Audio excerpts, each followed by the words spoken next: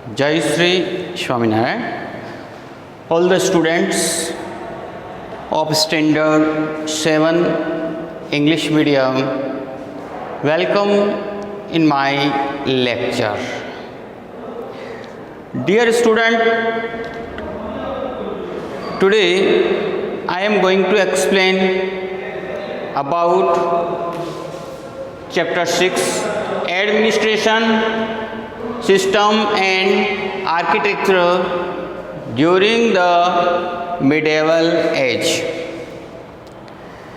Dear student, in our previous lecture, we discussed about the Palya, what is the meaning of Palya. Then after we have discussed on the administration system of villages and administration system in the medieval age. Today I am going to explain about literature and architecture.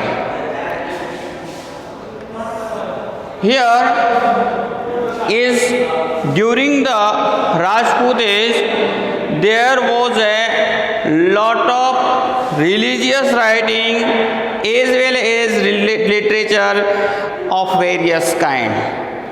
Dear student, जैसे हमने कल या पिछली हमारी कक्षा के अंदर जो हमने पढ़ा था उसके अंदर हमने संपूर्ण एडमिनिस्ट्रेशन सिस्टम मिडिवल टाइम में कैसा था उसके बारे में स्टडी की थी.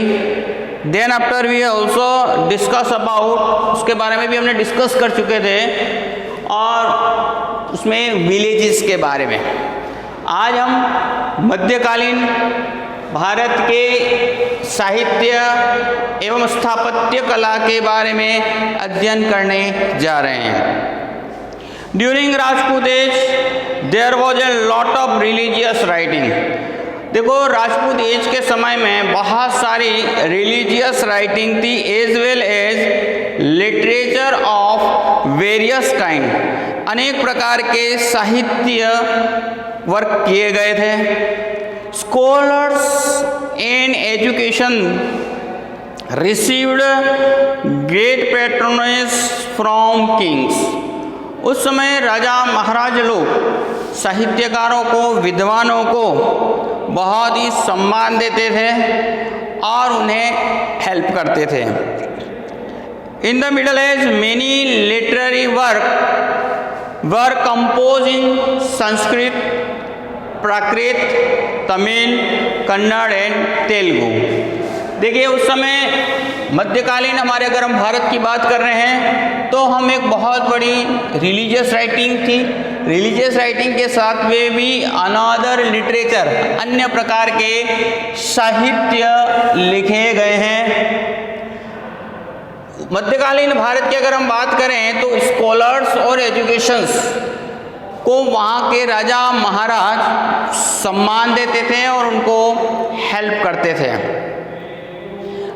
Patronage from to the kings, many literary work, है ना, कई तरह के. देखिए यहाँ पे हमारे यहाँ उस समय के विद्वान लोग, जो लिटरेरी पर्सन हैं, उनके बहुत सारी बुक्स लिखी गई हैं. उसमें से देखिए कौन कौन सी है. तो वैसे तो हम अगर डिस्कस करें तो सबसे पहले हम many literary work composed in different language, अलग अलग भाषाओं में लिखे गए.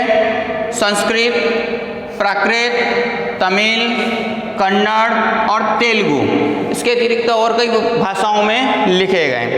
अब कुछ यहाँ बुक के नाम हैं, जैसे निषाद चरित्र, कुमारपाल चरित्र है, सिद्धेदम शब्दनुशासन, इसके बाद में हितु देश, मुद्रा राक्षस, राजतरंगिणी, विक्रम का देवचांद, कथा, सरित सागर, पृथ्वीराज रासो, विक्रमादेव चैन, इसके बाद में प्रबोधिनी, मित्रम और बहुत सारी ऐसी बुक्स लिटरेचर के रूप में वहाँ हमको मिलती हैं. The great Sanskrit poet Mac composed the epic Shishupal वध. अब अब यहाँ सबसे पहले नाम आता है मेघ का, और जिसने शिशुपाल वध, हु रोड द शिशुपाल वध, जिन्होंने शिशुपाल वध नामक की पुस्तक लिखी। The epic describe the killing of Shishupal by lord Shri Krishna, भगवान श्री कृष्ण के द्वारा जिसका संहार किया था, शिशुपाल का जो वध किया था, उसके बारे में यहाँ हमको डिस्क्राइब करता है किसके अंदर, Shishupal Vadh, which is written by poet मेघ।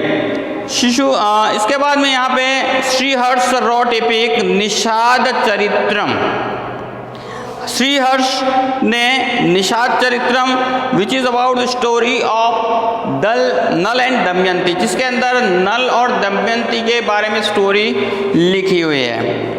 फिर कई तरह की बायोग्राफी है ना, which is written by king, राजाओं के बारे में लिखा गया है, आर्के अचीवमेंट्स, वहाँ राजा के अचीवमेंट्स के बारे में, and also compose A poetic manner, और जिनको एक पोएटिक मैनर में लिखा गया है। हेमचंद्र आचार्य रोट कुमारपाल चरित्र, हेमचंद्र आचार्य ने कुमारपाल राजा किंग कुमारपाल के बारे में लिखा, based on the life of Solanki king of Gujarat Kumarpal, Solanki के राजा कुमारपाल के जीवन के बारे में लिखा है हेमचंद्र जी आचार्य जी ने। एंड उनकी दूसरी बुक थी सिद्धेदम शब्दनो शासन, एक ग्रामर बुक। इसके बाद में देखिए, as the title indicate the names of Siddhahem Siddharaj Jaysingh and Hemchandra Acharya are associated with this book. इसके शब्द से ही हमको ये पता चलता है कि इसका जुड़ाव सिद्धराज जयसिंह और आचार्य हेमचंद्रा जी से ये कनेक्टेड था। अब नाउ ये बुक जो थी, it is a very important, it is considered so important, इसको बहुत ही महत्वपूर्ण मानी गई थी। So it was placed on elephant during the procession in the Patan. अब जब इस बुक को लिखा गया और इस बुक को इतनी इंपॉर्टेंट मानी गई, सिद्धेदम शब्दनुशासन हेमचंद्र जी आचार्य जी ने लिखी, अब इस बुक के लिए इतनी इंपॉर्टेंट मानी गई कि इसका लोगों ने जुलूस निकाला और स्वयं किंग और हेमचंद्र आचार्य जी पैदल थे और बुक को उन्होंने एलिफेंट पर रख करके पूरे शहर में घुमाया था, पाटन के अंदर। तो this book was considered so important that it was placed on elephant, जिसको कहाँ रखा गया, हाथी के ऊपर, during the procession in Patan. अब not only poetry but also plays were also written, poetry के अतिरिक्त कई तरह के प्लेज लिखे गए, ड्रामा लिखे गए, written during this that time, उस समय में बहुत सारे लिखे गए। उसमें से देखिए, Bhavabhuti wrote Uttar Ramcharitra, Uttar Ramcharitra was written by Bhavabhuti.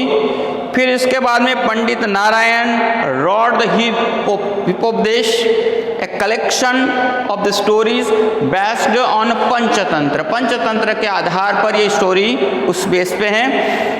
Vishakha Dutt मुद्रा राक्षस, विशाखा दत्त ने बुक लिखी और उसका नाम है Mudra Rakshas. Rajatarangini was written by Kalhan. Vikrama Dev Chand written by Bilhan. Katha Sarit Sagar was written by Somadeva. Prithviraj Raso written by Chandbardai. इसके बाद में प्रबोध चिंतामणि रिटन बाय मेरुतुंग। इस तरह कई और ऑथर हैं जो उस समय इस साहित्य को लिखा गया, उनके ऑथर्स एंड बहुत सारी बुक्स और भी हैं, सम मेंशन इन आवर टेक्स्ट। तो इस तरीके से देखिए, अगर हम थोड़ी सी बात करें Prithviraj Raso, there is a written about Prithviraj Chauhan's life, Prithviraj Chauhan की लाइफ के बारे में लिखा गया। तो this way there is a great writing in the literature के क्षेत्र में बहुत सारी books, drama, poetry were written. अब आता है नेक्स्ट में आर्किटेक्चर स्थापत्य कला। अब हमारे उसके लिए एविडेंस क्या है? There are many forts, palaces, temples, gates etcetera were built, और these all are the evidence. ये हमारे लिए पर्याप्त सबूत हैं मिडिवल एज के। Among the various construction during the Rajput age, temple construction is noteworthy। ये तो बहुत सारे तरह के कंस्ट्रक्शन वर्क हुए, लेकिन उसमें टेम्पल का नोटवर्दी इंपॉर्टेंट है। अब कौन कौन से हैं देखिए। Rajput kings were fond of constructing grand and artistic building. Rajput राजा बहुत ही शौकीन थे बड़ी बड़ी बिल्डिंग्स बनाने के लिए। The architecture and sculpture that time is evident to the temple, forts, palaces, lake etcetera. अब यहाँ पे हम कई तरह हमारे एविडेंट्स हैं हमारे लिए, ठीक है, लेक वगैरह ये सभी बहुत सारे एविडेंट्स हैं कि हमको उस समय मिडिल एज के अंदर हमको मिलते हैं, तो जिसे हम कह सकते हैं कि उन लोगों ने काफ़ी कुछ कंस्ट्रक्शन करवाया। अब उसमें से कुछ यहाँ टेम्पल्स के नाम हैं। Khajuraho temple which is situated in the Madhya Pradesh, जो मध्य प्रदेश के अंदर स्थित है, चंदेल रूलर्स के द्वारा बनाया गया। Puri temple of Jagannath temple, Puri district in Orissa. The sun temple of Konark which is situated in the Orissa. Matang temple Kashmir. The sun temple of Modhera Patan, okay, in Gujarat. और इसके बाद कैलाश टेम्पल जो एलोरा केव्स के अंदर औरंगाबाद। Meenakshi temple in Tamil Nadu. ऐसे बहुत सारे और टेम्पल्स बनाए, जब some examples are given here. तो again Khajuraho temple in Madhya Pradesh which is made by या constructed by the Chandel rulers. Puri temple of Jagannath famous for their architecture and sculpture के लिए बहुत ही फेमस है। फिर इसके बाद में यह मातन टेम्पल है जो उड़ीसा के अंदर है। Sun temple of Konark black pagoda के नाम से पहचाना जाता है। कैलाश टेम्पल एलोरा केव्स के अंदर महाराष्ट्र के अंदर। मीनाक्षी टेम्पल मदुरई इन तमिलनाडु। तो सन टेम्पल ऑफ कोणार्क के बारे में हम छोटा सा डिस्क्रिप्शन करेंगे। Was constructed with the great fineness and was shaped like a chariot. ये जो सन टेम्पल ऑफ कोणार्क है उसका शेप चैरियट की तरह, एक रथ की तरह दिया हुआ है। ड्रिवन बाय 7 हॉर्स, जो किसके द्वारा 7 हॉर्स, क्योंकि ऐसा कहा जाता है भगवान सूर्य नारायण को 7 घोड़े खींच करके लाते हैं। तो सन टेम्पल जो कोणार्क का है इसमें चैरियट बेस्ड पे बना हुआ है। The sun temple of Modhera की बात करें तो it is in situated in Patan, ये पाटन में है गुजरात के अंदर। फेमस, वर्ल्ड फेमस है। द प्रोमिनेंट फीचर, इसकी जो प्रोमिनेंट फीचर्स क्या है, तो उसका जो सनरेज है डायरेक्टली, है ना, किसके, क्राउन ऑफ द लॉर्ड सन, भगवान सूर्य नारायण के क्राउन के जहाँ एक स्टोन लगा उस स्टोन पे सीधी रेस पड़ती है। A prominent feature of Modhera temple is that the first rays of the sun falls directly on the idol। पहली जो किरण होती है वो सन भगवान सूर्य नारायण के आइडल पे गिरती है। वैसे तो वहाँ पे क्राउन है और क्राउन के अंदर एक जेम लगा हो उसे, और उस जेम से चारों लाइट फैलती है। फिर आती है एलोरा केव्स के अंदर हमको बहुत सारे एग्जांपल्स मिलते हैं। We get many examples in the caves of Ellora in Deccan representing 3 religion, जिसके अंदर तीनों धर्म की बात आती है, हिंदू, बुद्ध और Jain. One among this it's the grand Kailash temple. अगर हम इसकी बात करें तो इसमें से कैलाश टेम्पल की बात आती है। ग्रैंड बहुत बड़ा विशाल टेम्पल है। फिर इसके बाद में एलिफेंटा केव्स, तो near Mumbai we have a beautiful 3-faced sculpture of lord Shiva, भगवान शिव की मूर्ति 3 स्वरूप में। तो यहाँ इस तरीके से एलोरा केव्स की बात की, अजंता केव्स के अंदर भी हमको बहुत सारे ऐसी पिक्चर वगैरह हमको मिलते हैं। देन आफ्टर मुंबई के निकट एलिफेंटा केव्स है, और उस केव्स के अंदर आपको image we will get the image. इस चैप्टर का इस दिन का आज अंतिम है गोपुरम। What is gopuram? तो gopuram the temple of south India की एक यूनिक आइडेंटिटीज है, ठीक है, which are specially well known for their imposing gateway. एक मंदिर के आगे बहुत बड़ा गेट होता है, और उस गेट की एक बड़ी विशेषता, तो उस गेट को क्या कहा जाता है? गोपुरम।